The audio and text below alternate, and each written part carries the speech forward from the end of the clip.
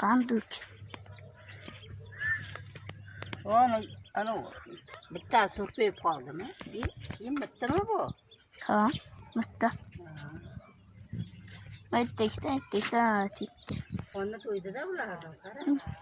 Uyga kirib ketyapti bular. Mana bitta do'k yuribdi, mana o'rdak yanim. Yomon chiroyli. Hozir shuni qo'yadi. Ana bitta. Mana ko'ringlar hozir ana shalpayotgan bitta bor-ku. O'sha mana o'rdagimizni quvadi. Do'kni quvlayapti. O'rdakni quvadi. Ko'rib qolsa bu yerda quvib ushlaydi. Bu jo'jalarimiz ana o'rdakni oyog'iga qiziqyapti, cho'qiyman deb. Mana bu arkasiga shim olyapti uyalib. Mana o'rdagimiz.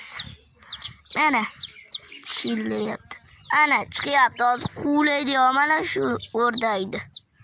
Yo uyasi qolib ketganga chillayapti bu. Ya sheriklarni oldiga borish kerak. O'z sheriklari qani uni? Maktab bittasi Nimaga chillayapti? O'rtoqlarini yo'qotib qo'ydi. Chillab qani? Mana uni tegdi. Ha, chiqar. Mana bittasi mana tegdi.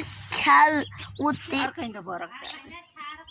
Kal o'tni yeb o'tiribdi bittasi. Maktabda xo'razimiz ham bor.